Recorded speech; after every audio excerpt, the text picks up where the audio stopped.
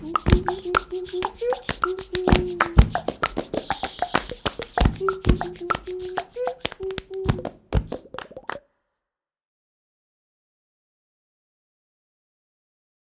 tema de tributação e desigualdade é um tema que ficou meio sumido no Brasil durante um bom tempo. Já estava retomando a pauta há alguns anos atrás, em parte por conta do trabalho de alguns pesquisadores, como o Rodrigo Oraí, o Sérgio Gobetti, em parte por conta da disponibilidade de dados que não existiam antes, principalmente dados sobre o imposto de renda de pessoa física, que mostram que na ponta, né, entre os 1% mais rico da população, a concentração de renda é ainda maior do que a gente imaginava. Agora, com a crise do coronavírus, é bem provável que o tema ganhe mais força ainda, porque o que a história mostra, não no Brasil, mas no mundo inteiro, é que a progressividade da tributação tende a aumentar depois de crises. Quando você olha a evolução do imposto de renda de pessoa física no mundo, os momentos em que as alíquotas marginais subiram mais foram depois das guerras. É bem interessante isso. Existe uma correlação bastante clara entre crises econômicas, especialmente guerras, e avanços no impacto distributivo da tributação. Então, eu acho que existe um espaço, sim, para a gente avançar nessa linha no Brasil. Agora, já avisando desde já onde ele vai chegar, eu acho que tem muito para onde avançar, mas dificilmente a gente consegue o ideal, não só no Brasil, mas no mundo, por conta de questões de falta de coordenação internacional na tributação. A restrição que você tem mundial em avançar mais em progressividade da tributação tem muito a ver com o problema de falta de coordenação e de guerra fiscal entre países. Bom, começando então a apresentação, eu queria falar primeiro que existem 5 categorias básicas de tributos. Tributos sobre bens e serviços, que são basicamente, quando bem desenhados, tributos sobre o consumo, tributos sobre a renda, tributos sobre a folha de salários, que normalmente estão vinculados ao financiamento de benefícios previdenciários e outros benefícios da Seguridade Social, tributos sobre patrimônio e tributos regulatórios. E entre os tributos regulatórios, no período recente, vem ganhando muito destaque a questão dos tributos ambientais. Eu acho que é um tema ainda muito pouco explorado no Brasil e no mundo, de forma geral, mas que certamente vai começar a ganhar mais destaque ao longo dos próximos anos. O grande desafio, quando você está pensando no desenho de um sistema tributário, considerando essas 5 categorias de tributos, não adianta olhar só para uma, tem que olhar para todas conjuntamente, é como você conseguir o melhor equilíbrio possível entre justiça social, eficiência econômica, porque um sistema tributário mal desenhado pode prejudicar muito o crescimento de um país, e combate à sonegação ou à evasão. Ou seja, não adianta ter um sistema tributário que é lindo no papel, mas que é muito fácil de escapar dele via sonegação, via outras formas de escape da tributação. Já de início também, eu acho extremamente importante dizer que não dá para olhar só para a tributação, quando a gente está querendo discutir a questão da atuação do poder público e justiça social. Tem que olhar para a política pública como um todo, tem que olhar tributação e gasto público junto, porque senão você corre o risco, às vezes, de chegar a conclusões equivocadas. Então, vou dar um exemplo. Tributos sobre o consumo geralmente são considerados regressivos, é fato. Pobres consomem uma parcela maior da renda do que ricos. Mas, se você, por exemplo, sair de um país que não tem um tributo sobre consumo, você implanta um tributo sobre consumo com alíquota linear e usa todo o recurso que você arrecadou para fazer um programa de distribuição de renda ou para gastar em educação pública e saúde pública, o resultado final da sua política pública, da tributação e do gasto, vai ser positivo em termos distributivos e não negativo. Então, precisa tomar muito cuidado, às vezes, de querer olhar só um pedaço da equação e não olhar a equação como um todo. Em particular, a política distributiva para pessoas de baixa renda, ela geralmente é melhor feita via gasto público. A tributação ela é importante para que as pessoas de alta renda contribuam para o financiamento da política pública. Esse é um dado extremamente importante quando a gente discute desenho do sistema tributário. Um outro ponto importante é que, quando você quer ter um sistema tributário que seja, ao mesmo tempo, positivo do ponto de vista da distribuição de renda e da eficiência econômica, na grande maioria dos casos, um sistema tributário neutro, que é um sistema tributário em que situações equivalentes são tributadas de forma equivalente, ele é preferível, ele é bom. Por quê? Por exemplo, se eu tenho um sistema tributário neutro, se tem duas pessoas que têm a mesma renda, elas têm que ser tributadas de forma equivalente, porque senão uma delas vai estar sendo beneficiada em detrimento da outra, e certamente eu estou subtributando a renda dessa pessoa que está sendo beneficiada. Da mesma forma, um sistema tributário neutro, ele distorce o mínimo possível a forma de organização da atividade econômica. E, ao fazer isto, ele, na verdade, favorece o crescimento econômico. Então, partindo um pouco dessa introdução mais genérica, eu vou falar um pouquinho sobre cada uma daquelas categorias de tributos que eu falei no começo. Vamos começar com tributos sobre bens e serviços, tributos de consumo. Aliás, o grosso do meu trabalho nos últimos anos tem sido nessa área, tem sido para formular uma proposta de reforma da tributação de bens e serviços no Brasil, que é a tal, que redundou na tal da PEC 45, que está hoje em discussão no Congresso Nacional. E o objetivo dessa reforma é simplesmente migrar num sistema brasileiro que é completamente cheio de distorções na tributação para um sistema que tem uma tributação uniforme para todos os bens e serviços, igual para todo mundo. E o objetivo principal dessa mudança é aumentar o potencial de crescimento da economia brasileira. O foco principal da discussão da reforma de tributação de bens e serviços no Brasil é de eficiência econômica, é de aumentar o potencial de crescimento da economia brasileira. E o impacto pode ser muito, muito, muito grande. É bem maior do que as pessoas imaginam. Mas não é o meu foco de discussão aqui hoje. Não vou falar desse tema aqui hoje. Na parte de tributação de bens e serviços, do ponto de vista distributivo, eu vou mencionar só duas questões, que são normalmente duas críticas que a gente ouve para a proposta que está no Congresso Nacional. A primeira é que a proposta que está no Congresso Nacional não tem desoneração da cesta básica e, portanto, ela seria regressiva. A segunda crítica que a gente costuma ouvir muito é como a gente está propondo uma alíquota uniforme para bens e serviços, a gente ouve falar que a gente iria aumentar a tributação de serviços. E a gente ouve muita crítica de que serviço seria prejudicado pela reforma tributária.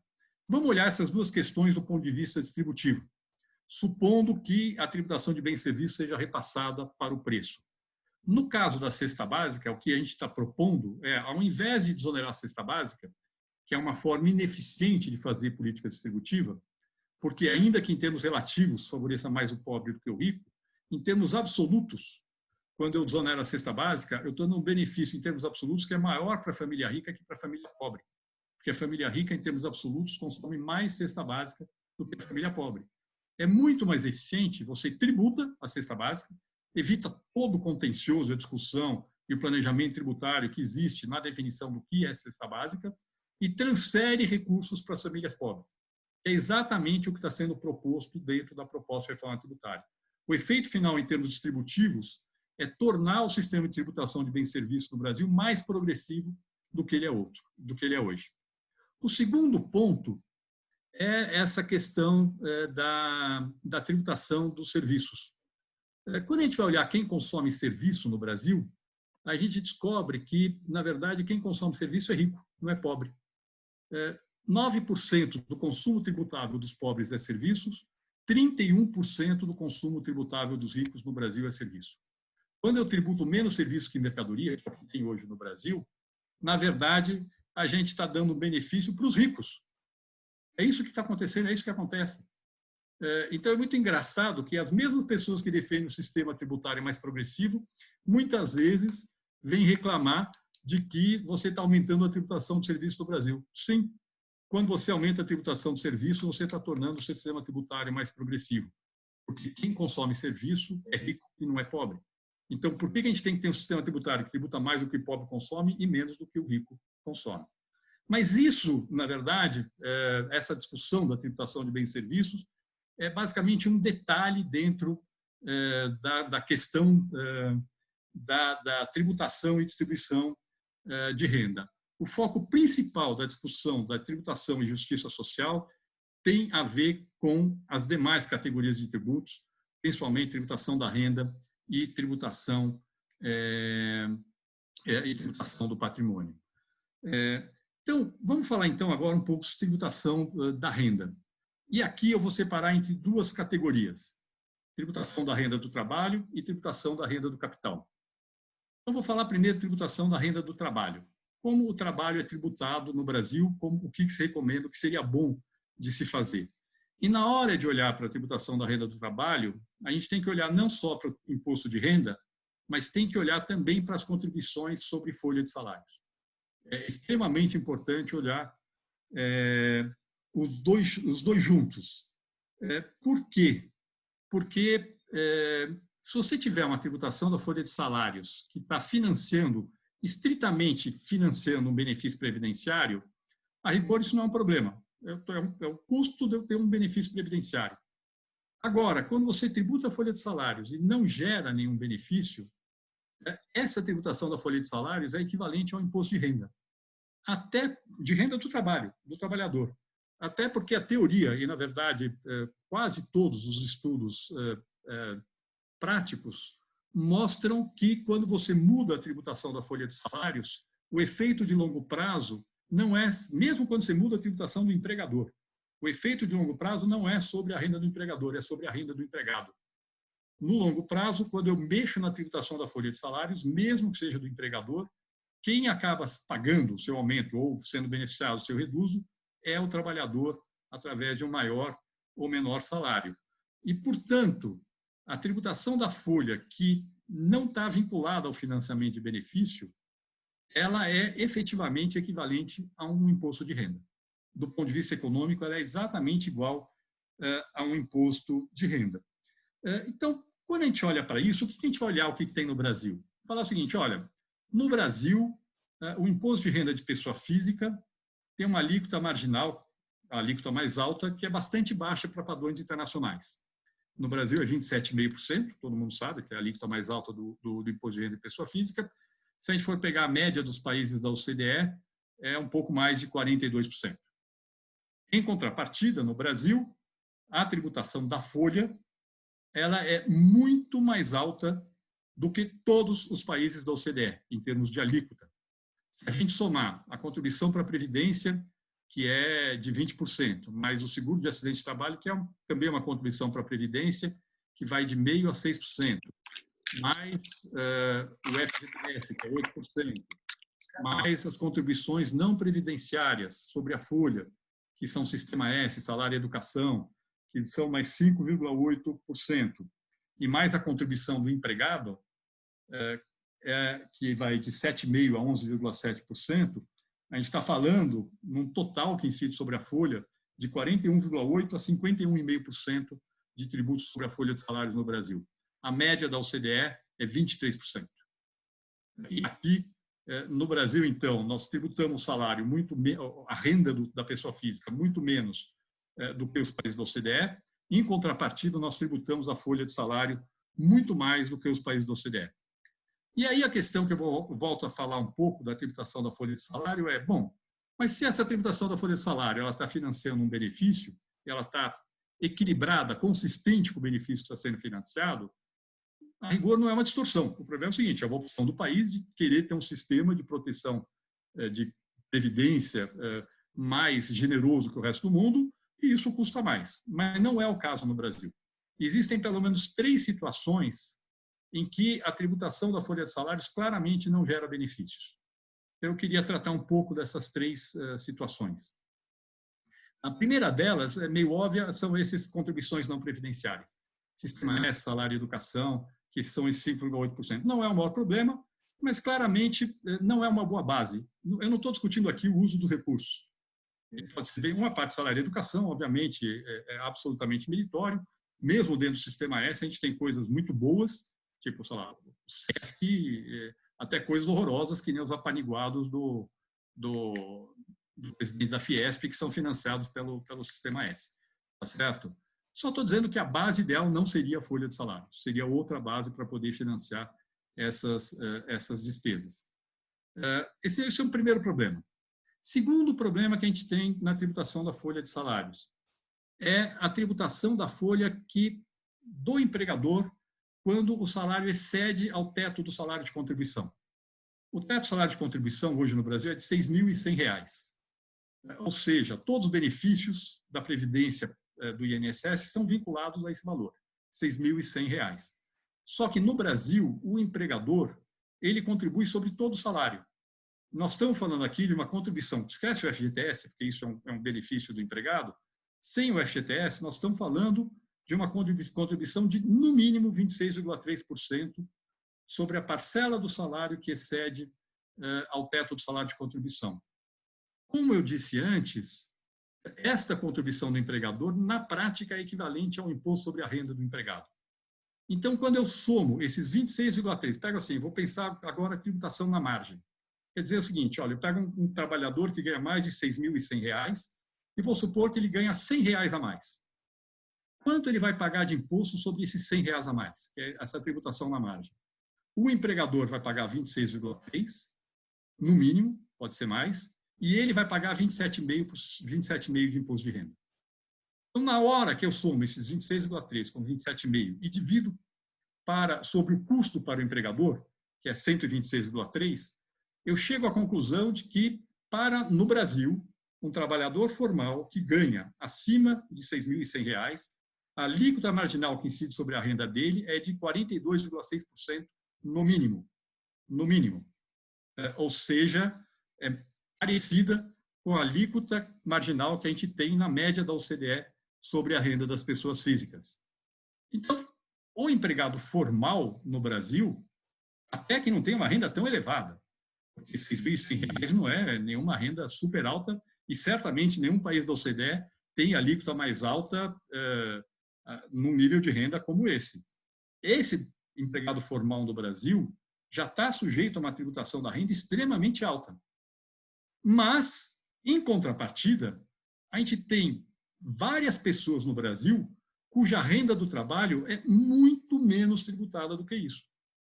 E isso acontece principalmente por causa dos regimes simplificados de tributação. Lucro presumido e simples. Então, vou olhar lucro presumido, tá certo? Lucro presumido, eu tenho um profissional liberal que ganha R$ 50 mil por mês. R$ 50 mil por mês. Aí ele ganha R$ 100 a mais. Quanto ele vai pagar de imposto? Ele vai pagar, aqui no Brasil, 11,3% de tributos federais e vai pagar ainda o ISS.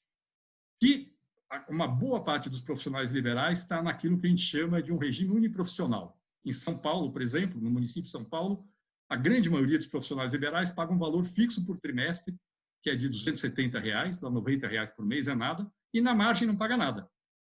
E, no máximo, ele vai pagar 5% a mais. Então, no Brasil, uma pessoa que está no regime simplificado do lucro presumido, que ganha R$ 50 mil por mês, a alíquota marginal sobre a renda dela vai de 11,3% a 16,3%. Na grande maioria dos casos, 11,3%. Se ela ganhar mais que R$ 60 mil, vamos dizer, R$ 500 mil por mês, essa alíquota marginal é de 14,3% a 14,5% a 19,5%. Ou seja, a gente mora num país, vamos discutir renda do trabalho, tá, pessoal? Renda do trabalho. A gente mora num país em que um trabalhador formal que ganha mais de R$ 6.100 está sujeito a uma alíquota marginal de 42% sobre a renda dele. E moramos num país em que um profissional liberal que está no lucro presumido, que ganha R$ 50 mil, paga 11% de imposto sobre a renda dele, ou se ele ganha R$ 500 mil por mês, paga 14% a 19% sobre a renda dele. Esse é o país em que a gente vive. E é claramente uma distorção. Não existe justificativa do ponto de vista conceitual para esse tipo de distorção. Um bom sistema tributário é aquele em que pessoas que têm uma renda, se a pessoa tem uma renda de R$ 10 mil, tem que pagar o mesmo imposto, seja um empregado, seja Um profissional liberal, se tem uma renda de 50 mil reais, idem. Se tem 100 mil reais, idem. E vamos ser bem claro, pessoal, uma pessoa que ganha 30 mil reais por mês no Brasil já está no 1% mais rico da população. Nós não estamos falando só dos 10% mais ricos. Nós estamos falando de uma boa parte dessas pessoas está no 1% mais rico da população. Mas é uma distorção, a gente tem que entender isso. Distorção absolutamente injustificável. Bom, além disso, nós temos um outro problema na tributação da renda das pessoas físicas, que é na baixa renda. E aqui tem a ver com contribuição previdenciária. E que talvez seja, do ponto de vista econômico, a mais importante das distorções. Qual é essa distorção? É a seguinte: como no Brasil existem benefícios não contributivos no valor de um salário mínimo, que são concedidos aos 65 anos de idade, no caso do BPC-Loas, ou até mais cedo, no caso do segurado especial rural, para um trabalhador formal que ganha um salário mínimo, do ponto de vista do que ele do benefício que ele está gerando para ele, em cima da contribuição sobre a folha dele, na verdade, esse benefício, o valor para ele é muito baixo. Porque se ele não contribuir, ele vai ter o mesmo benefício. Um trabalhador de um salário mínimo, que contribui, por exemplo, durante 30 anos para a Previdência sobre um salário mínimo, vai se aposentar aos 65 anos de idade e receber um benefício de salário mínimo. Se esse mesmo trabalhador não contribuir para a Previdência, se ele for um informal, ele chega aos 65 anos de idade, se ele não tiver outra fonte de renda, vai ganhar o benefício de um salário mínimo. Portanto, qual é o valor dessa contribuição para esse trabalhador? Praticamente nenhum. E é muito engraçado, porque se a gente tenta, de novo, transformar isso, aquilo que ele contribui e não gera benefício, ele tem algum benefício. O formal tem algum benefício, o informal não tem. Tipo, benefício de risco, auxílio-doença, pensão por morte, até a esposa, o dependente, chegar na idade de receber o auxílio assistencial, auxílio-invalidez. Quer dizer, tem alguns benefícios que o formal tem que o informal não tem. Mas se a gente traz a valor presente e desconta esses benefícios, a gente chega à conclusão que, na prática, um trabalhador que ganha um salário mínimo no Brasil, no fundo, está pagando um imposto de renda de 25%. Porque ele está contribuindo 25% do que incide sobre a folha dele, não gera benefício para ele, e ele poderia receber o mesmo benefício sem estar contribuindo. E isso tem muito a ver com a informalidade no Brasil. E, certamente, este fato tem muito a ver com a informalidade no Brasil. Lógico que o Brasil foi tentando criar formas de tentar reduzir esse problema. Então, criaram lá o Simples, em que a contribuição do empregador incide sobre o faturamento, incide sobre o salário. Criaram um microempreendedor individual que paga R$50 por mês, 5% de um salário mínimo, para financiar um benefício de um salário mínimo. Mas tudo isso, na verdade, vai distorcendo a forma de organização da produção. Então, para tentar resolver esse problema, isso vai distorcendo a forma de organização da produção. Então, colocado essa questão, a pergunta é, bom, o que seria uma boa reforma do sistema de tributação da renda do trabalho no Brasil? Eu diria assim, a boa reforma ela tem 3 componentes. Uma enorme redução da contribuição sobre a folha sobre o primeiro salário mínimo. Qual é a boa desoneração da folha no Brasil? Desonerar o primeiro salário mínimo de todos os trabalhadores. Não é só desonerar o trabalhador que ganha até um salário mínimo, porque senão você gera um enorme desincentivo para que cresça um pouquinho a renda dele. Desonerar o primeiro salário mínimo da renda de todos os trabalhadores brasileiros, idealmente criando uma renda básica do idoso universal, não contributiva. Todo mundo que chegar aos 65 anos de idade tem direito a receber essa renda. Esse é o ideal. Mas dá para separar os dois.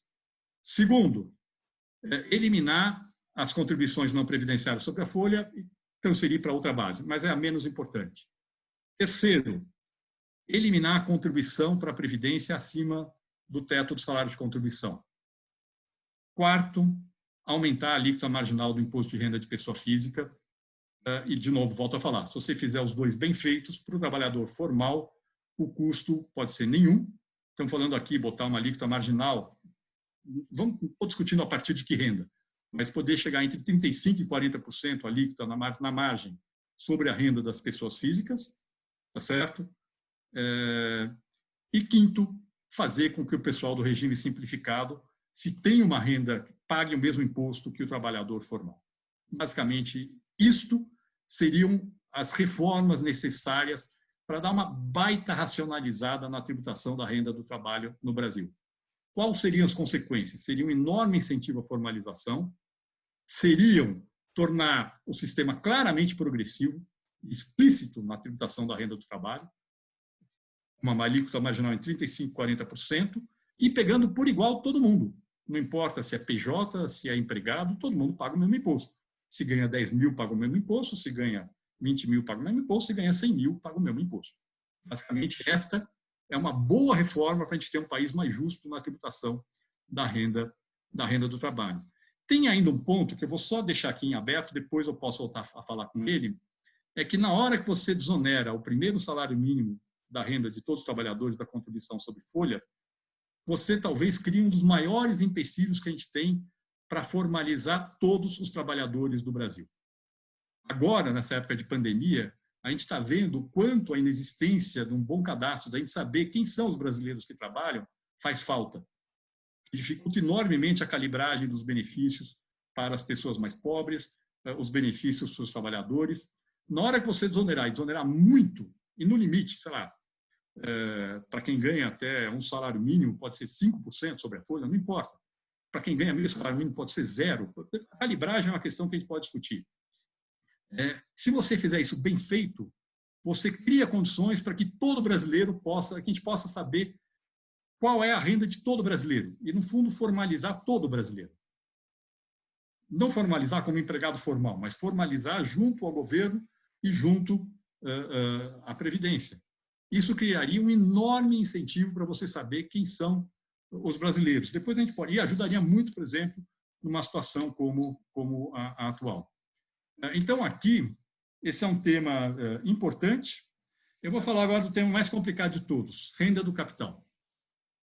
Renda do capital. O que é renda do capital, pessoal? Renda do capital é lucro, juros, ganhos de capital e aluguéis. Isso é renda do capital. No mundo ideal, renda do capital, tributação tem que ser homogênea de toda a renda do capital. E aqui é um consenso. Economistas de direita, esquerda, todo mundo acha que se você recebe um X% de renda do capital, ela tem que ser tributada de forma igual, qualquer que seja a forma como você recebe a renda do capital. Exatamente que nem no caso da renda do trabalho. Mas aqui acaba o consenso. Depois eu vou voltar a falar um pouco mais sobre isso. O consenso vai até aqui.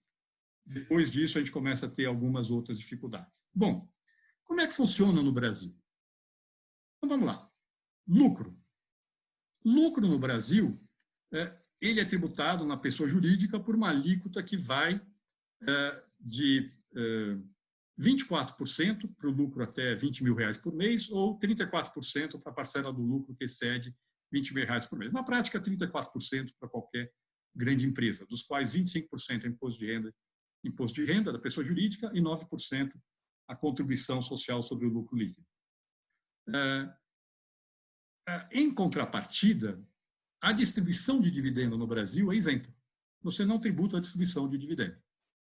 Além disso, ainda tem um outro mecanismo no Brasil que chama de juros sobre capital próprio, JCP, que é o seguinte: uma parcela do lucro que corresponde à incidência da taxa básica de juros sobre o patrimônio líquido da empresa, ela pode ser distribuída sendo deduzida da base da tributação na empresa e pagando 15% exclusivamente na fonte, na distribuição.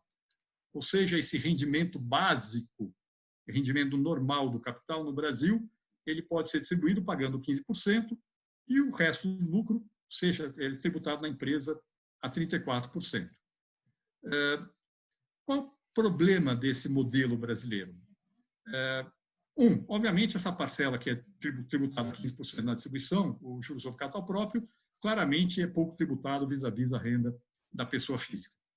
Mas, a rigor, a parcela que é tributada na empresa, 34%, não parece ser um grande problema distributivo. Porque se eu tributo 34% na empresa e não tributo 27,5% na pessoa física, a rigor não tem muito problema. Mas tem. Tem por quê? Porque no Brasil, não só no Brasil, em todos os países do mundo, mas no Brasil mais do que em outros países, é muito tem muitas formas de reduzir o lucro que é tributado na empresa. Então, nós estamos falando, a gente não conhece um estudo totalmente conclusivo, mas nós estamos falando que a alíquota efetiva incidente na empresa, ou seja, eu comparo que a empresa, o imposto devido na empresa com o lucro contábil da mesma empresa, é alguma coisa que fica entre 15% e 20% ao mês. Então, no fundo, óbvio que aqui tem situações das mais variadas possíveis. Tem empresa que paga perto de zero, mesmo que tenha lucro contábil, paga perto de zero de imposto de renda na empresa, e tem empresa que paga perto dos 34%. Mas, na média, nós estamos falando de uma tributação que é bem menor do que os 34%. E se eu tributo, então, vamos dizer, 20% na empresa e distribuo sem tributar na pessoa física, essa pessoa física está recebendo uma renda que foi tributada só em 20%. E isso aqui acontece claramente em empresas, grandes empresas, que a gente chama do lucro real, via N formas de reduzir o lucro tributável na empresa, principalmente a redução da base tributável na empresa, mas acontece também nos regimes simplificados de tributação. Então, todas aquelas distorções que eu mostrei, exatamente porque um profissional liberal ele arbitra que 32% do faturamento dele é o lucro e paga imposto sobre 32%. Mas se o lucro dele for 90% e não 32%, ele, na verdade, pagou sobre 32% e não pagou sobre 58% do faturamento dele. Então, esse mesmo problema existe em vários tipos de regimes de tributação, de grande empresa a pequena empresa.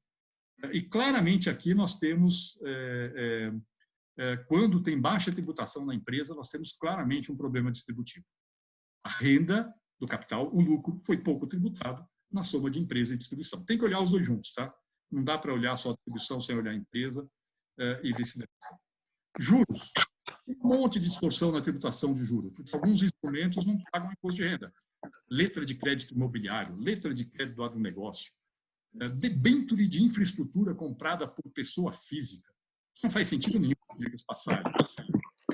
Fala que pessoa física paga alíquota zero de imposto de renda sobre debênture de infraestrutura, isso faz reduzir o juro da debênture de infraestrutura e afasta um fundo de pensão, que é um investidor adicional, de comprar a mesma debênture de infraestrutura. Gera um monte de distorção.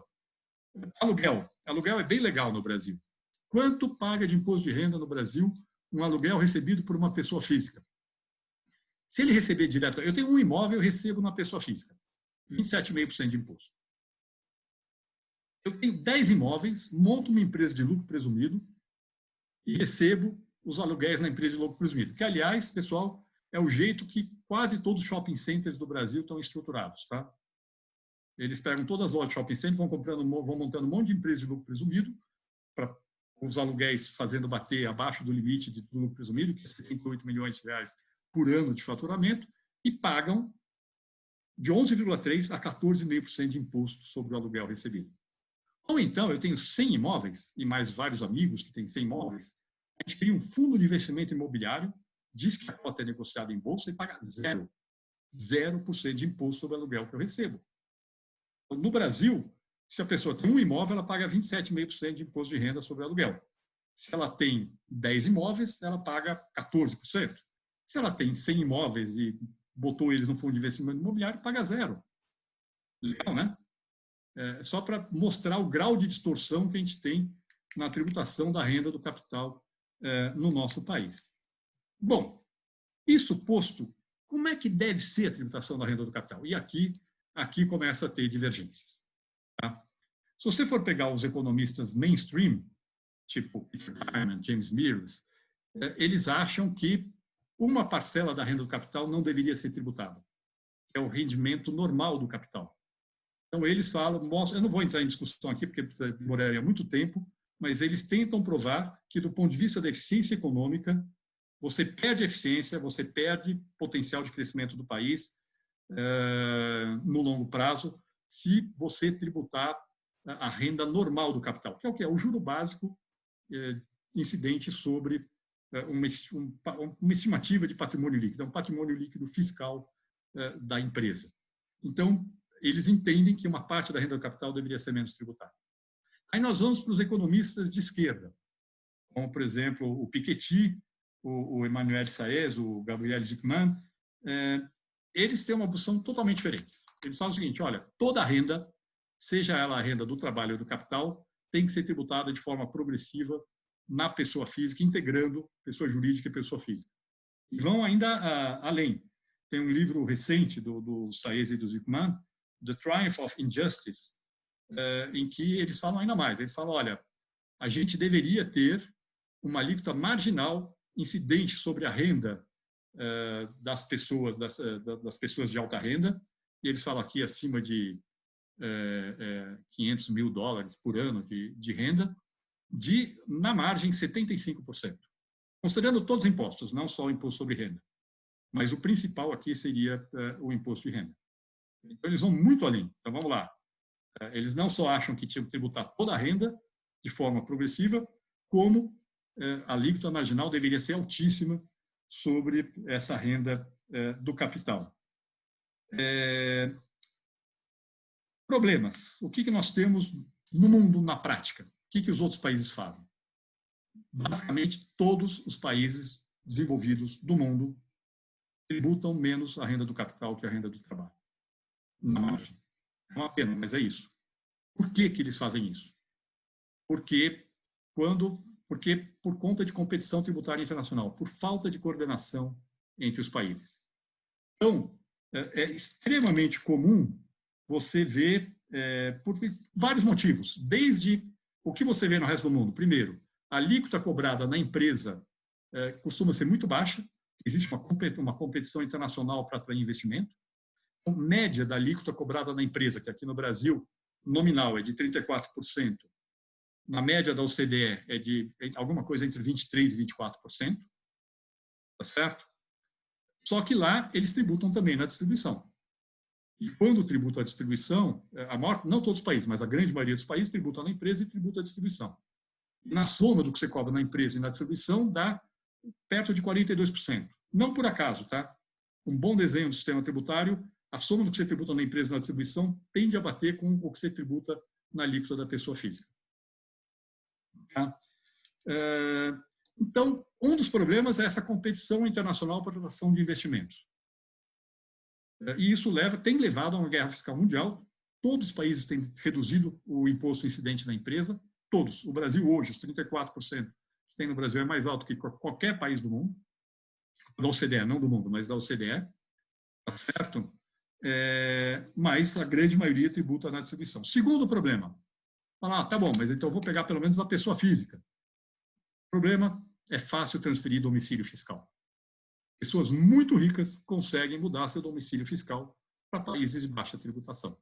E isso acaba botando também uma restrição ao que você consegue fazer na tributação no nível da pessoa física, principalmente sobre a renda do capital.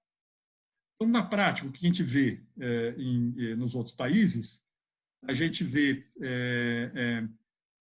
lucros retidos, ou seja, a alíquota que incide na empresa, ganhos de capital e juros, normalmente tem uma alíquota menor do que a alíquota que incide, a alíquota marginal incidente sobre a renda da pessoa física. Lucro distribuído, na soma do que você paga na empresa e o que você paga na distribuição, tem uma alíquota que se aproxima da alíquota marginal do imposto de renda de pessoa física. Muito simplificadamente, porque aqui varia muito entre os países, esse é um pouco o padrão mundial. Então, o que eu acho que dá para fazer no Brasil? Dá para ter o ideal do Piketty? Acho que não. Certo? Só com coordenação internacional. Muito difícil um país sozinho tentar fazer isso, principalmente um país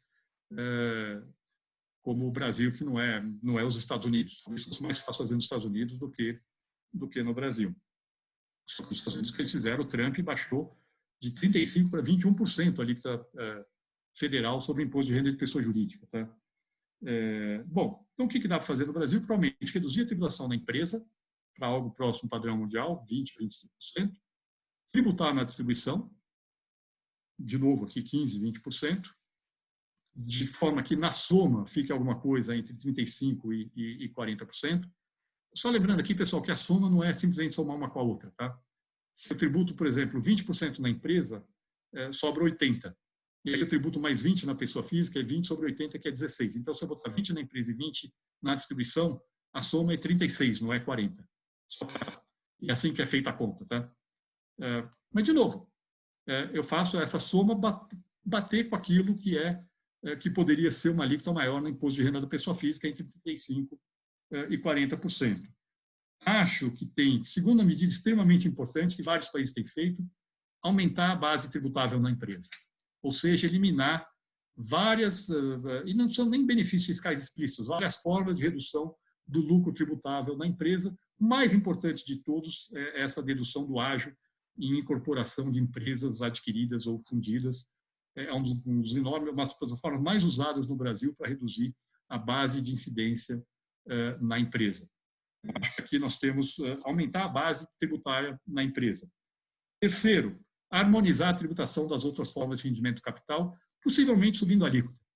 Então, vamos tributar juros? Legal. Talvez não dê para tributar 36%, mas vamos tributar não a 15%, como hoje, vamos tributar a 20%, sem exceções. Sem LCI, LCA, sem dentro de infraestrutura, tributa tudo por igual. 20% sobre tudo, mais do que a gente tributa hoje. Não é muito? Mesma coisa, aluguéis. Não importa como você ganha aluguel, 20%. Ponto. Acabou. Tributou 20% sobre todo mundo. Na hora que a gente fizer isso, e, obviamente, participar de uma discussão internacional para ver se a gente consegue ter mais harmonia que permita você fechar essa possibilidade de guerra tributária entre países que limita do que cada país pode fazer. No agregado, fazendo isso, ainda que não seja ideal, não é o ideal do Piketty, nós vamos ter um sistema que é muito mais progressivo do que o que a gente tem hoje no Brasil. Se a hora que a gente fizer isso, aquele empresário que paga 20% da empresa vai estar pagando entre 35% e 40% no imposto distribuído. E vai estar pagando perto de 20% na empresa, porque a gente vai aumentando a base, reduzindo essas formas de planejamento que reduzem o que pode ser tributado na empresa. Aquela pessoa que paga 0% no fundo de investimento imobiliário vai pagar 20%. Tá bom. Vamos melhorar. É o ideal? Não, não é o ideal, mas já é muito melhor do ponto de vista distributivo do que o que a gente tem hoje aqui no Brasil. Próximo item, tributação do patrimônio. Bom, pessoal, conceitualmente, qual é o melhor imposto que existe sobre patrimônio? Que é aquele que menos gera distorção econômica, que menos prejudica o crescimento.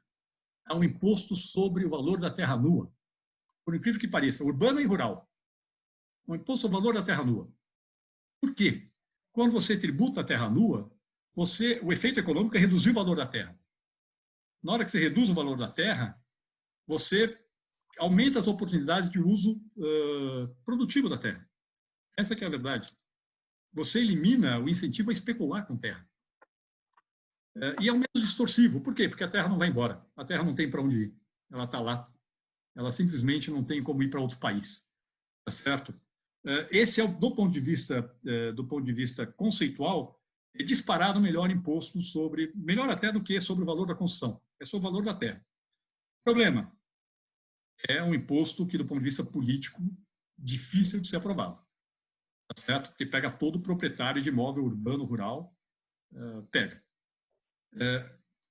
Onde tem grandes distorções no Brasil hoje? No ITR. Tem problemas no IPTU, mas o grande problema mesmo é no ITR. O ITR, em princípio, é um imposto ao valor da terra nua. Tá? Só que ele é super mal desenhado, tenta misturar o objetivo de arrecadatório com o objetivo regulatório, não funciona com nenhum dos dois objetivos e não tributa nada. Nada. A gente arrecada de ITR no Brasil, todos os imóveis rurais do Brasil, menos de R$1,5 bilhão de reais por ano. Pessoal, isso deve ser menos que o IPTU dos jardins. Certo? É inacreditável como a gente explora mal essa base no Brasil. Agora, de novo, politicamente não é fácil de mexer. Certo? Certamente dava para aumentar umas 10 vezes essa arrecadação sem criar nenhuma distorção econômica, nenhum problema, mas politicamente, por razões meio óbvias, bastante difícil. Segunda base possível. Então, eu falo assim, idealmente, o ideal seria tributar o valor da terra nua, e no Brasil, o mais importante seria corrigir o ITR. Seria legal também mudar o IPTU, tá? Seria legal ter um imposto bem mais alto sobre o valor da terra nua e um imposto mais baixo sobre o valor do imóvel, da construção. Do ponto de vista econômico, é bem mais legal esse modelo. Extremamente difícil politicamente. Segunda mudança, heranças e doações. Aqui, do ponto de vista conceitual, não tem conceito, não tem acordo, não. Tá? De novo, tem economistas que acham que é muito pouco distorsivo, tem economistas que acham que é muito distorsivo e é um erro tributar heranças e doações. E, de novo, no resto do mundo não tem padrão. Aqui, mais do que em qualquer outra categoria de tributo, não tem padrão mundial. Tem de tudo, pessoal. Absolutamente de tudo. Vamos desde a França, em que tem um imposto com alíquota de 45% sobre herança, com uma isenção baixíssima de 100 mil euros, tá certo? Passando pelos Estados Unidos, que tem um imposto que lá nos Estados Unidos incide sobre o espólio, não sobre o herdeiro, mas que tem um limite de isenção de 12 milhões de dólares, e a alíquota marginal chega a 40%, até a Suécia, país insuspeito do ponto de vista de ter uma política tributária precisa, que não tem imposto sobre herança. Simplesmente não tem. Eles tributam bastante a renda, tributam muito a renda e não tributam a herança. Então, tem absolutamente de tudo no resto do mundo, mas eu acho que no Brasil tem sim, até pelo grau de desigualdade que a gente tem sim espaço para avançar muito na tributação da herança. No Brasil, imposto sobre herança e doação tem uma alíquota máxima fixada pelo Senado Federal de 8%, a alíquota mais comum é de 4%, por caso de São Paulo, é menos até do que a máxima, as duas são baixíssimas. Eu, honestamente, não veria nenhum problema de aumentar a alíquota de imposto sobre heranças para 20%, 25%, até 30%, com progressividade, óbvio, idealmente federalizando o imposto. O fato dele ser estadual, como ele é hoje, o ITCMD, acaba gerando muita dificuldade de coordenação. Inclusive, a gente tem problemas, quer dizer, aqui a gente tributa com uma alíquota baixíssima, mas quando você faz uma doação para uma entidade, uma OCIP, uma entidade sem fins lucrativos, em muitos casos, você tributa. Na maior parte dos estados, você tributa. Uma doação que claramente não deveria ser tributada. Toda aquela cultura de doação que existe nos países, que é estimulada, inclusive, pelo imposto sobre herança, no Brasil, é prejudicada pela nossa tributação do imposto sobre heranças. E, finalmente, tem a grande discussão do imposto sobre grandes fortunas. E aqui, de novo, vamos falar aqui com a posição dos economistas mais à esquerda. Eles acham que seria extremamente importante, dentro do desenho do sistema tributário, um imposto sobre grandes fortunas. Por quê? Exatamente porque eles falam, olha, a maior parte das pessoas que têm grandes fortunas, a renda delas é lucro acumulado nas empresas que elas têm. E o lucro, como eu disse, o lucro na empresa, a tributação do lucro retido nas empresas é baixa no mundo inteiro. E eles mesmos não defendem que suba, eles defendem que subam, mas que obviamente não chega nos 75% que eles estão propondo. Então, eles falam, olha, o lucro retido nas empresas vai ser pouco tributado, e esse é o grosso do patrimônio das pessoas de altíssimo patrimônio no mundo, são lucros retidos nas empresas que foram pouco tributados. Então, caberia um imposto sobre grandes fortunas. Você pegar esse livro do Saez e do Zuckman, nós estamos falando eles propõem um imposto que seria uma alíquota de 1% acima de 2% acima de 50 milhões de dólares, 3% acima de 1 bilhão de dólares de patrimônio, e eles acham que complementaria, do ponto de vista distributivo, muito bem o sistema tributário. De novo, eu acho que eles estão corretos, só que, de novo, tem o problema da guerra fiscal mundial.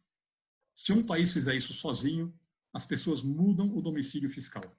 Os muito ricos mudam o domicílio fiscal, e você não consegue pegar eles. E aqui nós temos um problema de coordenação extremamente importante.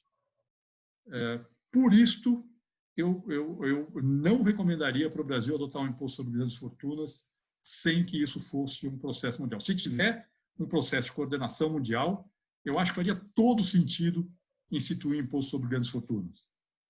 Tá certo? Não sei se chegar a 3% de alíquota, mas 2% com certeza. Faria todo sentido. O Brasil fazer sozinho, provavelmente o efeito de longo prazo vai ser negativo. Nós vamos expulsar as pessoas de alto patrimônio do Brasil. Vários já estão fora, inclusive, tá certo? Várias das pessoas, dos brasileiros mais ricos, já não são mais cidadãos brasileiros.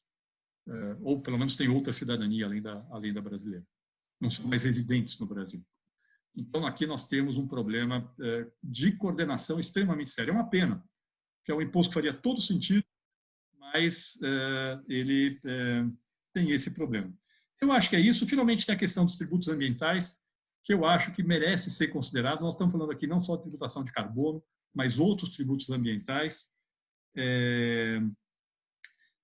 Eu acho que eles fazem parte de um bom sistema tributário. Precisa ver qual é o efeito distributivo deles. No Brasil, não conheço nenhum estudo. Em países desenvolvidos, geralmente, eles têm um efeito regressivo e não progressivo, principalmente por causa de óleo combustível que você usa para aquecimento das casas.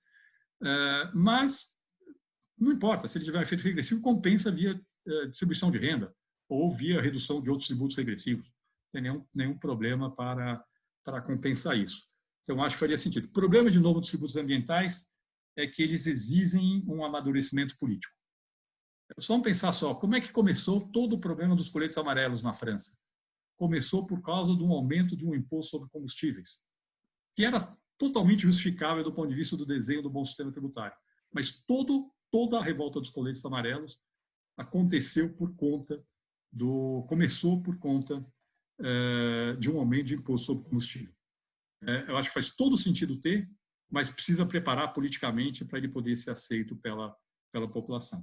Bom, pessoal, é isso. Então, só resumindo aqui rapidamente, eu acho que tem no Brasil, na discussão de tributação no mundo, muitas vezes aparece uma oposição entre eficiência e justiça social. Eles falam, se você quiser ter um sistema tributário mais eficiente, ele provavelmente vai ser mais injusto. Se quiser ter um tributário mais justo, ele provavelmente vai ser menos eficiente. Eu acho que não é o caso no Brasil. Acho que no Brasil a gente tem espaço para avançar, para ter um sistema tributário que seja simultaneamente mais eficiente e mais justo. Não estou dizendo que é fácil politicamente, mas o espaço existe. Tá certo? Se a gente encarar todas as questões que eu coloquei aí, não vai ser o sistema ideal do ponto de vista distributivo, não porque a gente não gostaria de fazer, mas porque isso depende de uma coordenação internacional que, se não houver, infelizmente, vai levar a uma evasão, uma perda. As pessoas deixam de investir ou mudam o seu domicílio fiscal para fora do Brasil. Então, acho que é isso. Agora, acho, de novo, quando a gente olha a política pública, tem que olhar tributação e tem que olhar gasto. Tá? Então, a gente tem que tornar a tributação mais eficiente, tem que tornar a tributação mais justa socialmente. A gente tem que tornar o gasto público mais eficiente. Eu acho que esse foi o tema da discussão do Ricardo Henriques aqui, excelente, por sinal. Tem um enorme desafio para fazer isso. E temos que tornar o gasto público mais justo socialmente. Tem toda uma discussão aqui de quem se beneficia de gasto público e como é que isso é apropriado em termos distributivos. Não é meu tema aqui hoje, mas era um bom tema se encontrar alguém para falar disso algum dia. Eu tenho que olhar tudo junto. Nós vamos olhar, tem um monte de coisa a fazer na tributação, mas tem muita coisa para fazer também, né, no gasto público. O Brasil é conhecido pelo alto custo de se pagar imposto, né? Quer dizer, tem comparações, Alemanha e países, né? Alemanha é por volta de 230 horas por ano para file o imposto, e o Brasil acho que está algo em torno de 2.300, 2.400. Como fazer, dentro de uma reforma, diminuir o custo de pagar imposto? Na verdade, eu não falei do alto custo de pagar imposto, porque o tema hoje era distribuição de renda, o impacto distributivo do sistema tributário, a tributação e justiça social e desigualdade. Mas, sim, no Brasil é um dos mais altos do mundo, e o principal motivo são as distorções na tributação de bens e serviços.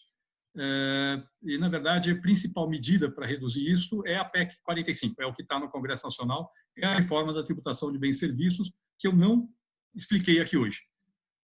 Ela sozinha pode transformar o sistema brasileiro, essas 1.500 horas que o Brasil leva para pagar imposto, a gente pode cair de último lugar no mundo para um dos primeiros lugares, só com a reforma que está proposta em discussão na Câmara dos Deputados. O problema é todo concentrado em tributação de bens e serviços, e é na linha do que eu falei, eficiência econômica. A principal agenda de eficiência econômica é a reforma da tributação de bens e serviços. Não é a principal agenda do ponto de vista distributivo. A agenda do ponto de vista distributivo é renda, folha de salários e patrimônio. Mas, então, está na agenda, sim, é absolutamente importante. E mais, a regra que eu falei, que é um pouco que eu estou propondo para a renda do trabalho, por exemplo, é um sistema mais homogêneo possível. Na hora que você adota um sistema mais homogêneo possível, o custo de pagar imposto despenca, porque uma boa parte do custo da burocracia brasileira vem exatamente da complexidade do sistema. Então, quanto mais formas diferentes você tem de pagar imposto, tanto na renda, quanto na folha, quanto no patrimônio, mais custo você tem para pagar imposto. Mas a agenda é essencialmente de bens e serviços. É um tema que eu venho discutindo junto com um grupo de jovens pesquisadores, que é sobre a questão da distribuição interfederativa dos impostos. A gente tem muita desigualdade em termos da cobrança dos impostos, como você estava falando, mas também existe alguma desigualdade que a gente poderia tentar reduzir, que é da distribuição. Sendo rápido aqui, a gente tem, por exemplo, modelos distributivos do ITR, que você estava falando, que voltam para os municípios que arrecadaram. Uma parte fica com a União, de alguns desses impostos arrecadados, mas outros voltam para os municípios que arrecadaram. Será que a gente não poderia pensar, tal como existe no ICMS atualmente, algum tipo de política de distribuição do ITR e de outros impostos para os municípios que são os mais vulneráveis e que precisam de mais investimento, por exemplo, em educação, saúde e saneamento básico?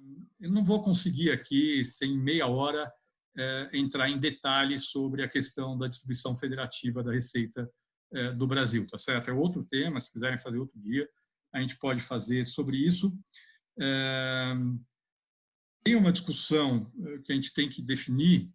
O Brasil já tem um sistema com algum grau de redistribuição de receita entre regiões, mas que é calibrado não tecnicamente, sim politicamente, mas faz parte da vida, tá certo? Tem todo o sistema de FPF, PM, então São Paulo, se você vê tudo que é arrecadado de tributos federais em São Paulo e o que fica de tributos e o que a União gasta em São Paulo, obviamente ela gasta muito menos, inclusive com transferência, do que ela arrecada. Então, a gente tem hoje tributos que são arrecadados em São Paulo que são transferidos ou gastos em outras unidades da federação e muitas vezes em unidades mais pobres. E já existe um sistema de redistribuição regional de receita no Brasil que pode ser melhorado e eu acho que, a rigor, pode, obviamente, dá para melhorar ainda mais. Até onde dá para ir, eu não sei. Você tem um grau, tem um grau de redistribuição regional de receita que começa a gerar tensões. Já tem pessoas hoje no Brasil reclamando que São Paulo paga muito imposto para a União e recebe pouco. Tá certo? É a questão da União Europeia, é a questão de todas as federações. Na União Europeia não se assume como federação, embora devesse ser uma federação. Então, o alemão não aceita pagar imposto para financiar o gasto do grego. Tá certo? Aqui no Brasil nós já temos isso. O paulista está pagando imposto e financiando o gasto do governo do Maranhão e do Piauí, o que é bom. Mas até onde a gente consegue ir, eu não sei. É uma discussão bem interessante. Eu não tenho a menor ideia, para falar a verdade. Mas é uma discussão extremamente interessante. Dá para melhorar? Dá. Daria para adotar critérios muito mais objetivos do que a gente tem hoje para a distribuição entre federativo. Dá para adotar, essa é uma ideia interessante que você colocou, talvez vincular a distribuição de receita a incentivos bons. A gente tem experiências bem legais, por exemplo, no Ceará, de você vincular uma parte hoje, 25% do ICMS que o Estado arrecada vai para os municípios do Estado.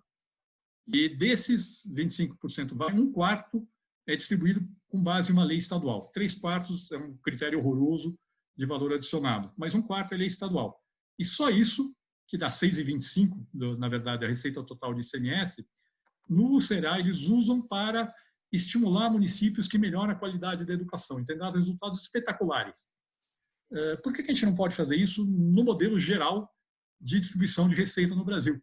Por que não passar a usar uma parcela maior da distribuição de receita da União para estados e municípios e dos estados para os municípios para estimular, para incentivar melhorias na educação, melhorias na saúde? Eu acho bem interessante. Agora, de novo, não é politicamente fácil, porque tem um monte de gente acomodada com a distribuição que tem hoje e que não quer mexer nessa distribuição automática como ela vai hoje. Especificamente no ITR, hoje, na verdade, já existe a possibilidade do ITR ficar 100% com o município. Tá? O ITR é um imposto federal, normalmente 50% da receita fica com a União e 50% com o município, mas se o município arrecadar e fiscalizar o ITR, já fica assim com 100% da receita. Já tem uns 2.000 municípios no Brasil que já arrecadam o ITR. Mas o problema é que não arrecada nada. É o que eu falei, quer dizer, não arrecadar 1,5 bilhão de reais não vai fazer diferença nenhuma nas políticas públicas do Brasil. Mas dá para melhorar. Com certeza dá, mas honestamente eu não apostaria minhas fichas na política pública do Brasil na distribuição do ITR. Tá?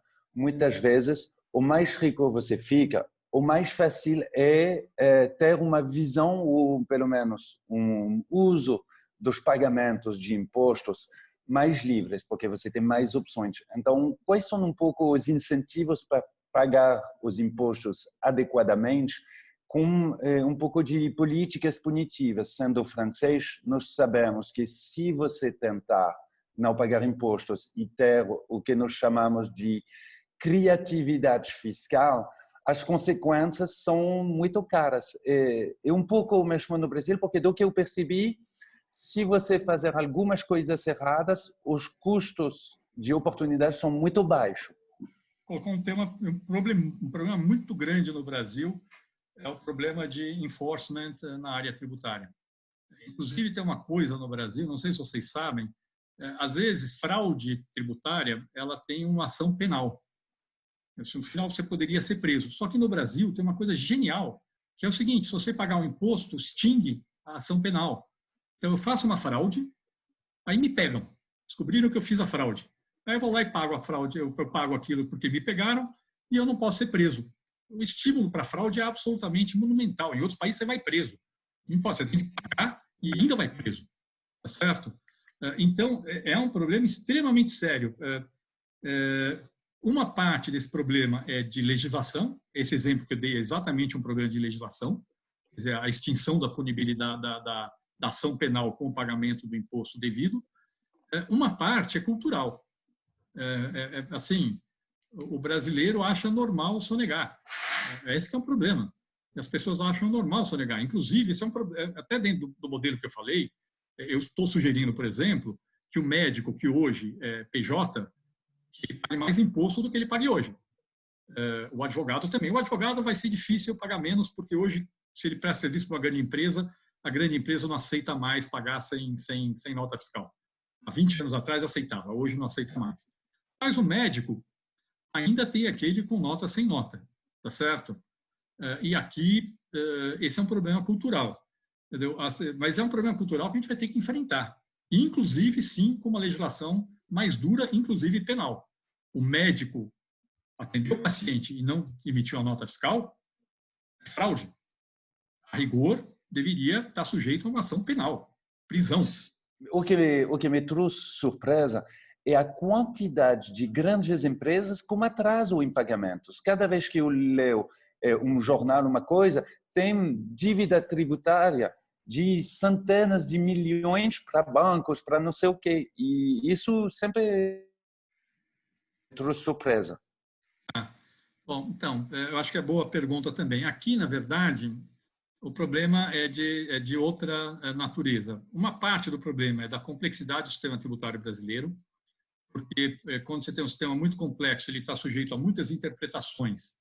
E aí, isso junto com a lentidão do nosso sistema, tanto de julgamento administrativo, mas principalmente de julgamento no judiciário dessas questões, acaba levando a passivos monumentais, e a tradição no Brasil é criar um refis quando o contribuinte perde. Criar um refis, um programa de refinanciamento, dar um prazo enorme para ele, aí a pessoa não paga o refis, aí você cria um outro refis, que você permite que ele refinancie de novo o que ele não pagou no refis anterior. É um horror. Realmente a gente tem aí um problema de legislação extremamente sério. Como a gente resolve? Tem várias questões que tem que entrar aqui dentro. Nós temos que simplificar o sistema tributário. 2, tem uma diferença muito grande entre o Brasil e outros países. Na grande maioria dos outros países, é a interpretação do fisco que vale. Aqui no Brasil, a hora que o fisco faz uma interpretação da legislação tributária, tem um advogado que com certeza vai dizer que isso é inconstitucional, porque tem um monte de detalhes sobre o sistema tributário na Constituição do Brasil, e entra com uma ação que vai demorar 20 anos até ser resolvida no Supremo Tribunal Federal. Com mais uma coisa genial: quando você tem uma dívida tributária no Brasil, o juro que incide é juro simples, não é juro composto. Tem uma multa e depois tem Selic simples. O que significa, agora talvez com a Selic atual não, mas com a Selic que a gente teve histórico no Brasil, com os juros que a gente teve historicamente no Brasil, 15 anos de litígio tributário, eu já estou no lucro. eu não pago o imposto, vou para o litígio tributário, se eu conseguir empurrar ele uns 15 anos, eu aplico o dinheiro que eu não paguei de imposto no mercado financeiro, eu saio no lucro no final do processo, mesmo pagando multa e juros. Tem umas coisas absolutamente geniais dentro do sistema tributário brasileiro. Mas aqui é tudo, é legislação, seria uma desconstitucionalização do sistema tributário, seria muito boa, e tem que acabar com essa, e tem que mudar a parte da legislação penal também. E, fundamentalmente, tem um problema de cultura que tem que mudar. O brasileiro, alguns anos atrás, achava normal a corrupção e a sonegação. A corrupção a gente já não está mais aceitando, pelo menos a maioria da população brasileira. Mas a sonegação a gente ainda aceita. Mas quem sonega está roubando dinheiro público da mesma forma que o corrupto. O dinheiro público está sendo roubado exatamente da mesma forma que o corrupto está roubando, o agente público corrupto está roubando dinheiro público. Um pouco sobre o uso do bem público, né, especialmente em termos de saúde e educação. Quando a gente pensa na classe média e no aumento da alíquota para esse pequeno empresariado e também para os profissionais que têm CLT e tudo mais, paga-se duas vezes, né? Você paga no imposto o seu retorno em termos de saúde e educação, mas ao mesmo tempo você paga uma escola privada para os seus filhos, você paga um plano de saúde. Então, qual seria o plano de uma justiça tributária em todo esse contexto, né? Aí eu falo da classe média, mas não só, né? Da classe pobre também. Porque hoje a gente sabe até que muitos entraram num plano de saúde mais básico, ou até estão pagando escolas privadas para os filhos, e ao mesmo tempo pagando um imposto muito maior, né? Acho que a minha pergunta é como é que seria o retorno do Estado, né? Qual que é o plano para o retorno do Estado? A pergunta da Isabel faz todo sentido. Fala o seguinte, olha, o brasileiro de classe média alta, ele paga muito imposto se for empregado formal, se for PJ, não. Mas ele não tem saúde e educação pública, ele tem que pagar tudo que o governo não dá para ele. O fato do governo não dar saúde e educação pública para ele é justificativa para ele não pagar imposto? Eu acho que não. Eu acho que não. Se o Brasil é um país desigual, e a pessoa de alta renda, nós estamos falando aqui, uma pessoa que ganha 30 mil reais por mês, está no 1% mais rico da população brasileira. Se essa pessoa achar que ela tem que pagar menos imposto porque ela não tem saúde e educação pública, me desculpe, quem é que vai financiar a saúde e educação pública? O mais pobre. Ele tem que financiar. O país está certo, a forma não é o rico pagar menos imposto porque ele não tem saúde e educação pública. A forma é melhorar a saúde e educação pública para que o meu neto, ou sei lá, o meu bisneto, use a saúde e a educação pública. Para mim, o Brasil vai ter dado certo quando o meu neto ou o meu bisneto for para a escola pública, e não para a escola privada, como os meus filhos foram. Esse é o indicador de que o país deu certo. Não é o empresário que ganha 30, 50 mil reais por mês pagar menos imposto porque ele não usa a saúde e a educação pública, me desculpe. Ele tem que pagar o imposto e tem que trabalhar para que melhore a qualidade da educação pública e da saúde pública. Pelo menos essa é a minha visão. Mas isso amarra com a questão anterior, porque isso, de certa forma, na cabeça dele, justifica ele sonegar. Você mencionou no começo da sua fala que o que está no Congresso Nacional tem muito a ver com bens e serviços, que é a eficiência do sistema tributário. Queria entender por que esse foco e que partidos levaram a esse foco e que outros partidos no Congresso Nacional têm propostas de reforma tributárias mais amplas e olhando para o tema de distribuição e justiça. Ana, por que foco na tributação de bens e serviços? Aqui tem duas questões. Na verdade, pelo menos do nosso ponto de vista, do Centro de Cidadania Fiscal, foi porque a gente começou discutindo esse tema e estamos discutindo os outros agora. Estamos discutindo o Renda e Folha agora. Provavelmente daqui a pouco a gente vai ter uma posição. Do ponto de vista do Congresso, eu acho que é o que estava mais maduro para colocar na discussão. Agora, eu volto a falar, Ana, do ponto de vista de impacto sobre o crescimento econômico do Brasil, é a medida mais importante. Nós estamos falando aqui um aumento de 10 a 20, talvez até mais que 20 pontos percentuais no PIB potencial do Brasil em 15 anos. É disso que nós estamos falando. Uma boa reforma na tributação de bens e serviços no Brasil. nós estamos falando que em cada brasileiro vai estar 10, 20% mais rico daqui a 15 anos, se você fizer essa reforma. Não é pouco, é muito, tá certo? O que não quer dizer que a agenda da distributiva seja relevante. Ela é extremamente relevante, só que ela tem que ser levada para a discussão estando bem processada. Se você faz mudanças na tributação da renda sem estar bem estruturada, ou mudanças mesmo na tributação da folha sem estar bem estruturada, você pode ter impactos negativos sobre o crescimento no longo prazo. Então, só para dar um exemplo, a proposta do Ministério da Fazenda de desonerar linearmente a folha, bem, temporariamente, talvez, durante uma fase de crise, pode até fazer sentido. Estruturalmente, não faz a menor sentido.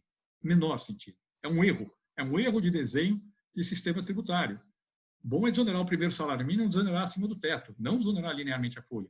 Se você pega e fala, vou tributar a distribuição de dividendo e manter a alíquota de 34% na empresa, no Brasil, o que vai acontecer é que você vai perder investimento. O país vai crescer menos. Você não vai resolver o problema distributivo, porque vai perder investimento, vai crescer menos, então vamos fazer bem feito. Então, acho assim, o tema é extremamente importante, renda, folha, patrimônio faz todo sentido entrar dentro da discussão da reforma tributária e tributos ambientais também, tá certo? Mas tem que fazer bem feito. Se a gente fizer mal feito, vai sair mal, não é bom. Tem proposta sim, tem uma emenda constitucional da esquerda para a PEC 45, que traz medidas que aumenta a progressividade do sistema tributário. Tem coisa boa e tem coisa ruim lá dentro. Não dá para entrar no detalhe de tudo aqui. Tem coisa bem feita e tem coisa mal feita dentro do que eles estão propondo. E as contas que eles fazem estão totalmente erradas, tá, pessoal? Você tem claro aqui, olha, se você fizer uma boa mudança, aproximando bastante a tributação da renda do Brasil a de outros países, talvez você consiga arrecadar uns 2% a mais do PIB. O Brasil arrecada entre 6% e 7% do PIB na tributação da renda. O número da OCDE é 7%, o número da Receita é 6%. Os países da OCDE arrecadam 11%, 12%. Não vamos conseguir tributar 11%, 12% na renda no Brasil. Não tem como, porque o Brasil é mais pobre. Não adianta, não vai botar isso na cabeça, comparar Brasil com o OCDE para dizer que dá para arrecadar 11%, 12% do PIB na renda no Brasil. Não dá. Não dá por quê? Porque no OCDE 90% da população paga imposto de renda, no Brasil 85% da população não paga imposto de renda, 15% paga. E o grosso da arrecadação de imposto de renda lá é imposto de renda de pessoa física. O Brasil é mais pobre, não tem como a gente arrecadar o que eles arrecadam. No longo prazo, se a gente ficar rico, talvez dê, mas hoje não dá. Se a gente fizer tudo direitinho, a gente consegue arrecadar uns 2% a mais. Aí as pessoas falam, então eu tenho que aumentar a renda, reduzir o consumo. Não. Se você fizer bem feito, você vai usar esses 2% que você arrecadar mais para desonerar a folha de forma inteligente. Você tem um impacto não só distributivo, como sobre o crescimento melhor do que aumentar a tributação da renda e reduzir o consumo. Então tem que olhar o todo. Pessoal, assim, é um tema complicado, tem que ser tratado com muito cuidado. Como é que você vê a taxação da ociosidade da propriedade da terra urbana? Volto a falar, o ideal não é ter um imposto sobre a terra urbana ociosa. O ideal é ter um imposto mais alto sobre a terra nua, urbana e rural. Esse é o bom modelo. Se você enfiar um IPTU de 4% sobre o valor da terra, não do imóvel, não da construção, sobre o valor do imóvel, cara, resolve o seu problema. Ninguém vai querer ficar com terra parada. Foi obrigar a pessoa a construir para aproveitar aquela terra, e virou um mau negócio ele segurar aquela terra. Além de desvalorizar o valor do imóvel dele. Seria ótimo, diga-se de passagem. Aquele cara que está lá especulando com o imóvel, não precisa criar uma taxação da ociosidade da terra. Não complica. Faz direto na ponta. Taxa com uma alíquota mais alta o valor da terra. O IPTU já vem separado, o valor do terreno e o valor do imóvel. Tributa mais o valor do imóvel, aumenta a alíquota sobre o valor do imóvel. Você vai ter o mesmo efeito com muito menos complicação de ficar definindo o que é imóvel ocioso, há quantos anos está ocioso, e aí entra na justiça e não sei o que, esquece. Não sei se você consegue aprovar, mas do ponto de vista de desenho, é claramente a melhor política que você podia fazer. Na hora que você tributa o valor da terra nua mais alto, isso faz cair o valor da terra e você estimula que a pessoa use da forma mais produtiva possível em número de habitações que você pode usar naquele terreno, porque você tem que aproveitar melhor aquele pedaço de terra que você tem. Supondo, que acho que a gente supõe que a gente deveria convergir para uma situação em gastos mais eficientes e gastos mais justos, um sistema tributário simultaneamente mais eficiente e mais justo, ou seja, que esse é o ponto de convergência da gente gostaria de gerar um equilíbrio, tá? Como é que você vê, aí é menos uma pergunta sobre conteúdo técnico, tá certo? Como é que você vê a movida de construção no design, no desenho da política pública como um todo, para a gente aumentar a probabilidade de gerar uma coesão em torno dessa convergência, tá? E não gerar divergência no processo. Aí te dou só uma ilustração que a gente conversou da outra vez, lembra? Caminhar na direção de defender um gasto social mais eficiente, que eu acho que é incontornável, é um dos nossos calcanhares de Aquiles, certo? Quando a gente consegue ir nessa direção, do ponto de vista da construção geral de alinhamento, o campo da esquerda diz, não, a gente precisa ser mais justo, mais distributivo, antes de ser eficiente, né? O campo dito mais conservador à direita, não, eu topo isso. Mas quando você faz o movimento seguinte, que é a implicação por forma de financiamento disso, é um sistema tributário progressivo, certo? E mais equânime, tá certo? Mais eficiente, mais equânime, aí o campo conservador recua com o segundo movimento. Então, supondo que a gente precisa gerar convergência e trabalhar nesses quatro, né, no modelo de o equilíbrio dessas quatro dimensões, como é que você vê hoje, supondo aí a saída da pandemia, tal, como é que a gente pode construir essa agenda? Eu me lembro, Beca, há 30 anos ou mais, eu fiz na Folha, não era Folha Ilustrada, não era algum daqueles cadernos que hoje são ilustríssimos. Eu fiz uma resenha literária do Manual do Imposto de Renda.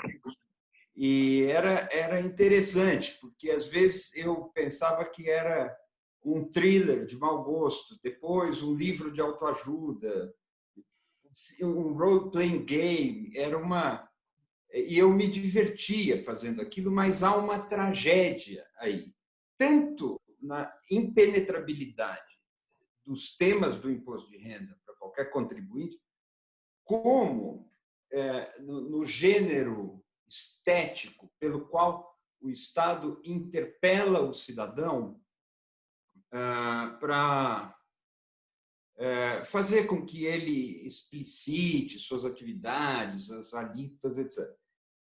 E aí eu chego na pergunta, entre essa interpelação estética e essa coisa um pouco zombeteira, a pergunta é: a reforma do sistema tributário é essencial, é uma coisa de primeira ordem, premente, não se consegue alterar a desigualdade e a engrenagem que faz a reprodução da desigualdade sem que mexamos nisso.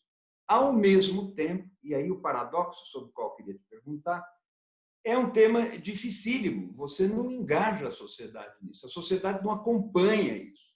Você consegue apaixonar as pessoas pela causa da educação, e palmas para ela, é fundamental. Você consegue apaixonar as pessoas com algumas bandeiras do meio ambiente e várias outras, mas a questão tributária continua impenetrável, ela é hostil, é até um universo hostil. E aí vem a pergunta, no seu projeto que você coordena, que é belíssimo, vocês têm alguma estratégia para isso? Como envolver mais a sociedade? Porque a reforma tributária é um assunto de especialistas. Tem que ser, mas poderia ser mais. Essa é a pergunta. No fundo, a pergunta dos dois é a mesma, né? Só que o Ricardo perguntou, incluindo também, além do tributo mais eficiente, mais justo, o gasto mais eficiente, mais justo. Então, no fundo, como é que você constrói a compreensão da necessidade de a gente ter no Brasil uma tributação mais eficiente, mais justa e um gasto mais eficiente, mais justo? A resposta eu não sei. Posso dar algumas indicativas, tá? Acho que esse grupo aqui seria um bom lugar para poder se discutir como criar esse ambiente para conseguir essa coesão. O que a gente tenta fazer é tentar construir de forma didática, mostrar o que é o sistema tributário. Então, eu fiz lá uns grafiquinhos que mostram qual é a tributação de fato da renda do Brasil, que começa em 20% no cara que ganha o salário mínimo, cai, vai e chega a 42%, entendeu? Assim, a coisa... Então, uma parte é ser didático o suficiente. E aí talvez a gente tenha um trabalho a fazer. A outra é uma questão política, é uma questão das pessoas estarem... Acho que o Ricardo Henriques colocou perfeitamente. Quer dizer, quando você fala em gasto mais eficiente e mais justo, tá, pessoal? Falando mais justo mesmo. Por que servidor público que tem uma determinada qualificação muitas vezes ganha muito mais que o mesmo pessoa com qualificação igual no setor privado? Certo? Além de ter estabilidade. Vamos ter que discutir. Por que servidor público tem aposentadoria integral? Tudo bem, na margem não tem mais, mas no estoque ainda tem. E o trabalhador privado tem limitado a R$ 6.100. Tem um monte de coisa que a gente precisa... Lógico que tem toda uma questão de direitos adquiridos, etc. E tal, mas, no fundo, como a gente cria essa coisa? Eu não sei. O que eu acho, é ser didático, é conseguir explicar da forma mais clara possível qual é o efeito que você tem. Porque torna mais difícil das pessoas reagirem olhando só para a sua situação individual. Quando você consegue... Quando você projeta o grafiquinho mostrando a tributação da renda num PJ, o grafiquinho mostrando a tributação da renda do empregado formal, fica difícil para o PJ dizer, não, mas por quê? Eu sou... Entendeu? É renda. É tudo renda. Então, vamos discutir isso adequadamente. Quando você mostra o que acontece com a renda percebida pelo acionista de uma empresa que pagou 0 de imposto na empresa e recebe isento na pessoa física, é difícil, por mais que o cara queira, é impossível o cara sustentar essa situação. Certo? A política pública pode querer reduzir a tributação da empresa para estimular o reinvestimento naquele setor, mas não para distribuir aquele lucro sem pagar nenhum imposto. Então, claramente, isso tem uma questão de tornar didático. Agora, o Ricardo colocou uma coisa muito interessante aqui, que eu coloquei logo no começo. Eu acho que a crise atual ajuda a trazer esses temas para o centro do debate. Os dois, não só o da tributação, mas o do gasto público também. A gente vai discutir como vamos financiar o custo da crise do coronavírus. Como vamos financiar? A gente pode financiar, vamos lá, a gente pode financiar aumentando a carga tributária, e foda-se quem vai pagar, certo? Afinal, eu tinha que falar uma palavrão aqui, se o presidente pode, eu também posso, tá certo? Se a gente pode financiar com mais crescimento, e aí essa questão da eficiência do sistema tributário é absolutamente fundamental, ou a gente pode financiar com medidas que reduzam o ritmo de crescimento do gasto público. E aí a questão da eficiência do gasto público passa a ser fundamental também. E mais, a gente pode fazer tudo isso tornando a tributação e o gasto mais progressivo, fazendo que o grosso da conta caia nas pessoas de mais alta renda no Brasil, sejam eles do setor privado, sejam eles do setor público. No fundo, é isso que a gente tem que colocar. Eu acho que abriu-se um espaço para a gente poder discutir isso. Agora, só vamos conseguir avançar se a gente conseguir montar uma massa crítica de pessoas que defendam essa posição. No fundo, o que eu estou falando é o seguinte, pessoal. Quanto mais a gente conseguir financiar o custo da dívida com mudanças tributárias que aumentam o potencial de crescimento e com mudanças no gasto público que tornem o gasto público mais eficiente, e quanto mais a gente conseguir financiar fazendo as pessoas de alta renda pagarem, tanto no setor público quanto no setor privado, menos a gente vai ter que aumentar a carga tributária e menos as pessoas mais vulneráveis vão ter que pagar essa conta no Brasil. No fundo, é isso que a gente está colocando. Então, o momento é um momento bem interessante para colocar esse ponto em discussão. Se vai dar certo, porque aí vai vir um monte de resistência. Pessoal, não minimizo as dificuldades políticas. Tá? Claramente não minimizo. Mas eu acho que o discurso bem construído ajuda muito a você avançar naquilo que tem que ser feito. Agora, Eugênio, você é fundamental aí. A questão é a construção do discurso. Certo? É isso que nós estamos falando. Precisamos construir um bom discurso. De coisas que são tecnicamente complicadas. Muito mais complicadas do que fazer imposto de renda de pessoa física. Tá?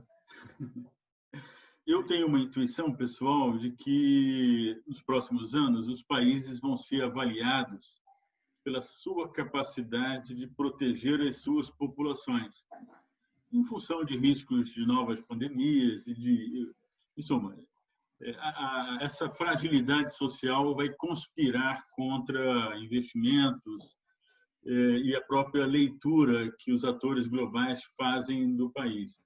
Isso, obviamente, vai acabar, já está, de certa forma, favorecendo a primazia, o protagonismo da questão da desigualdade nos debates em vários países. Eu acompanho esse debate todo em vários países e no Brasil não vai ser diferente. Muito possivelmente, a questão da desigualdade vai ganhar primazia em relação a outras questões, como o próprio meio ambiente. Né? Isso vai acabar forçando uma visita, um debate mais profundo sobre a questão tributária, né? Porque enfrentar o tema da desigualdade sem transitar por uma boa regra tributária é praticamente inviável, né? E também, como você bem disse, a questão do redesenho do gasto público, né? A esquerda, historicamente, não só no Brasil, no mundo inteiro, ela se baseia no lema taxar e gastar. Esse é o lema, o tax and expand. E acaba ofuscando todo um debate qualitativo sobre, há um equilíbrio aí, porque taxar e gastar não necessariamente garante o crescimento econômico, a capacidade de gerar riqueza. Então, tem todo um equilíbrio nessa equação, taxar e gastar. Certamente, em tese, sim, algum aumento de taxação, sobretudo do chamado andar de cima, né? E gasto público de qualidade. Né? Eu queria, então, que você, em torno desse ponto que eu acabo de colocar, nos falasse da questão que está sendo debatida no mundo inteiro sobre como financiar uma eventual renda mínima, seja ela universal ou focalizada, no caso do Brasil especificamente, muito possivelmente focalizada. O financiamento de uma renda mínima, que vai além do Bolsa Família, vai requerer novos desenhos, redução de gastos, redução de subsídios, novos tributos. Então, nesse contexto, eu queria que você refletisse conosco sobre essa questão. Bom, primeiro, a resposta é a mesma que a gente já deu antes. A definição de tamanho do quanto vai ser o tamanho do Estado, inclusive do ponto de vista redistributivo, é uma decisão política. Não tem o que fazer, é uma opção de cada país. Vai ter país que vai querer ter um Estado maior que atua mais de forma redistributiva, vai ter país que vai querer ter um Estado menor e que atua menos de forma redistributiva. O que você colocou é que a crise atual e até o aumento da desigualdade, que já vinha mundial, não estou nem falando do Brasil, que já vinha antes da crise, ajudam você a colocar a questão distributiva mais no centro da questão. Agora, a solução é exatamente a mesma que a gente está discutindo antes. É taxar bem mais os ricos, mas de forma eficiente. É fácil taxar os ricos de forma ineficiente. O que vai ter um efeito bom no curto prazo e um efeito ruim no longo prazo, porque você cresce menos. E gastar bem e de forma eficiente. No fundo é isso. Como é que eu vou financiar um programa de renda mínima? Vamos lá, vamos supor que eu queira, de fato, financiar o programa de renda mínima. Eu acho bem interessante. Aliás, eu não sei se vocês entenderam, quando eu falei da minha questão de desonerar o primeiro salário mínimo da Folha, esse modelo casa super bem com uma renda básica do idoso, uma renda mínima universal para idosos. Casa super bem, o modelo fica todo amarradinho se tiver. Que, no fundo, a gente já tem no Brasil, tá? 90% das pessoas com mais de 65 anos no Brasil já recebem algum benefício previdenciário ou assistencial no valor de pelo menos um salário mínimo. Então, nós já temos uma quase universalidade no benefício sem ter a racionalidade no financiamento desse benefício. Esse benefício tem que ser financiado com recursos fora da folha de salário. Tem que ser financiado com tributação da renda, tributação do patrimônio, etc. E tal. Agora, a solução para a sua pergunta é exatamente aquela que a gente está discutindo aqui. Como eu vou financiar a renda mínima? Gastando melhor e de forma mais justa, que é o tema do Ricardo Henriques. Se eu gastar melhor em educação, em saúde, e gastar menos com os funcionários públicos que recebem um caminhão de dinheiro, muito mais do que receberia no setor privado, pode ser que eu consiga recursos para poder financiar o programa de renda mínima e tributando de forma eficiente e de forma mais progressiva. E, inclusive, aqui eu vou defender o Abramovay. Eu acho que isso é totalmente compatível com política ambiental, pelo menos do ponto de vista tributário. Pessoal, criar um imposto sobre carbono para financiar renda básica, uma ótima agenda. Por que não? Por que não? No fundo, a gente já tem um certo imposto sobre carbono no Brasil, tá? Não vou entrar em detalhe aqui, não. Sobre gasolina, não sobre óleo diesel. Mas por que não criar um imposto amplo sobre carbono para financiar uma renda mínima? Pelo menos parte do custo da renda mínima. Aí precisa fazer conta. É o New Green Deal. New Green Deal. Por que não? Vamos juntar. A política pública é um todo, pessoal. Não é meio ambiente versus política distributiva, pessoal. Não dá para tratar assim, Otávio. É tudo. Eu acho assim, a compreensão dos problemas ajuda muito.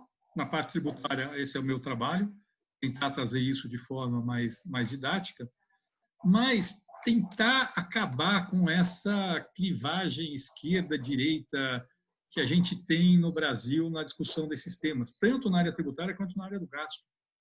Certo? O Ricardo Henriques trouxe aqui uma coisa fundamental quando ele veio falar aqui.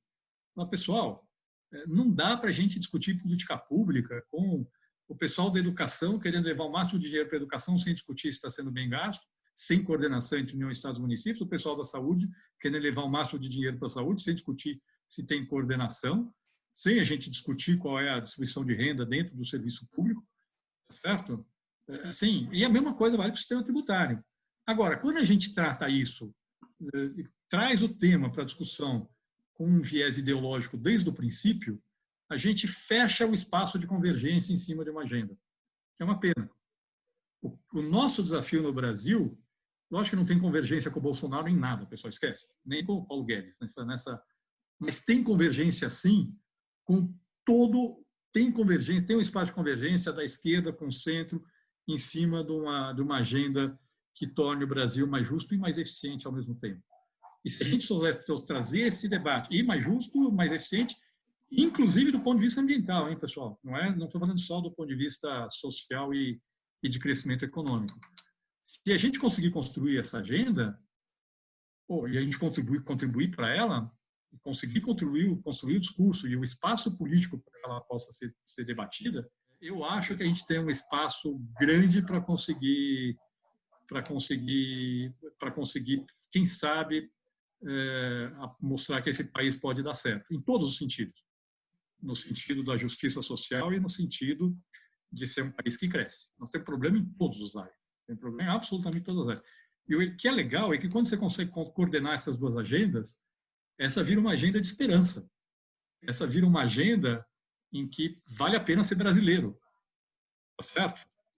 Em que não vale a pena, se o país está crescendo e está melhorando a distribuição de renda, não lá. E para o PIB já não vale mais tanto a pena assim.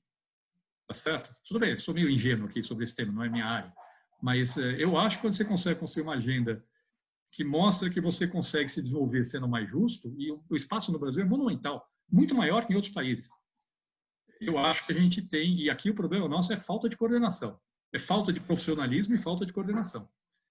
Eu acho que a gente tem um espaço para poder mudar o país totalmente, tá certo? Sim, tudo bem. Pode ser super ambicioso, mas eu acho que é onde ele deveria focalizar, é onde ele deveria focar. Agora, não dá para entrar pelo viés ideológico. Tem que trazer a discussão do ponto de vista técnico. E desse ponto de vista, a contribuição que o Ricardo fez é super importante. Espero que a contribuição que eu tenha feito hoje tenha ajudado também. Eu acho que é nessa linha que a gente tem que avançar.